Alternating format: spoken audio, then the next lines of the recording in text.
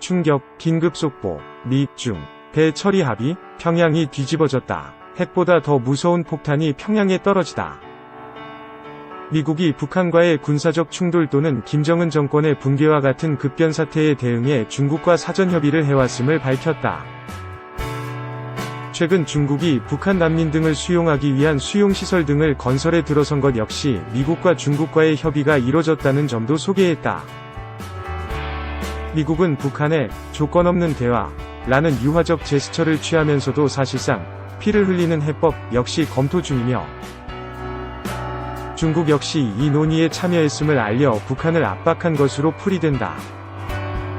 렉스 틸러슨 미국 국무부 장관은 12일 현지 시간 미국 워싱턴 DC에서 미국의 싱크탱크 애틀랜틱 카운슬과 우리나라 국제교류재단이 공동 주최한 환태평양 시대의 한 미 파트너십 재구성 토론회에서 북한의 급변 사태 등에 대해 중국과 협의해왔음을 밝혔다.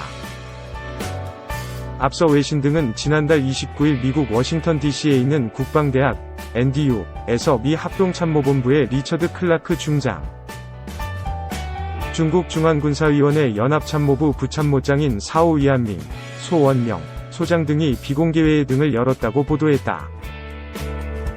당시 조지프 던포드 합참의장은 양국 군 수뇌부 간의 만남에 대해서 AP통신은 어떻게 위기를 관리하고 오판을 방지하고 오해 위험을 줄일지 논의하는 기회가 될 것이라고 설명했다. 하지만 당시 회담에서 북한이 언급됐을 것이라는 추정이 있었을 뿐 구체적인 논의 내용에 대해서는 지금까지 알려지지 않았다. 하지만 이날 틸러슨 장관이 밝힌 바에 따르면 미국은 중국의 북미 군사 충돌이나 북한의 정권 붕괴 상황을 논의했던 것으로 보인다.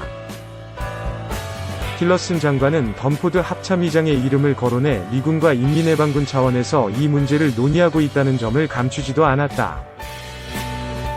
던포드 합참의장은 지난 8월 중국을 방문해 시진핑, 습근평 중국 국가주석을 면담하고 북 중 접경 지역에 위치한 중국 인민해방군 북부정구, 전구, 사령부군 부대를 방문한 바 있다. 이 부대는 북한 유사시 북한에 개입할 부대로 알려졌다.